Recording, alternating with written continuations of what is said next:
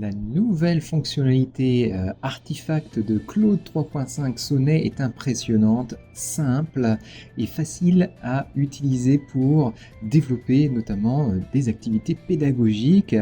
Ici, alors, j'ai testé cette fonctionnalité, notamment j'ai demandé un quiz interactif, amusant et visuellement attractif, et il a réussi avec mes différentes proposition à nous faire un code qui est l'équivalent de l'interpréteur de code de ChatGPT, et cela fonctionne plutôt bien, pas toujours systématiquement, des fois il arrive que ça génère quand même des erreurs, mais en général cela fonctionne bien, et on va voir le jeu que j'ai pu créer tout de suite.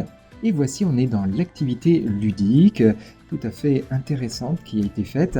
Donc on a un compte à rebours ici avec le déclenchement, et vous allez voir que cela va changer de couleur lorsqu'on va passer le temps, mais vous pouvez commencer à lire les questions. Alors on va répondre ici à la question. Ok, c'était la bonne réponse, et il m'explique concrètement dans le document que je lui ai donné quels sont les éléments qu'il fallait prendre en compte pour pouvoir répondre correctement à cette question, et il me donne des points gagnés, dont des points de bonus avec la rapidité par rapport au temps. Donc c'est vraiment une gamification d'un quiz, d'un QCM qui est intéressante. Allez, on va passer à la page suivante.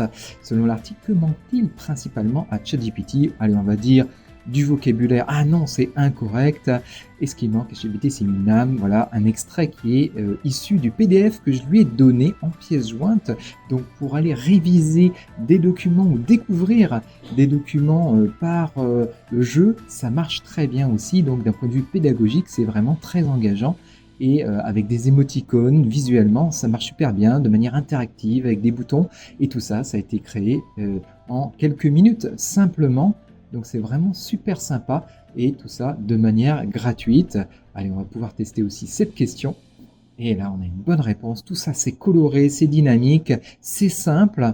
Vraiment, c'est un outil que j'aime bien et que je recommande aussi à tester pour mettre de l'interaction, que ce soit dans une salle en présentiel ou à distance. Ça peut être très sympa.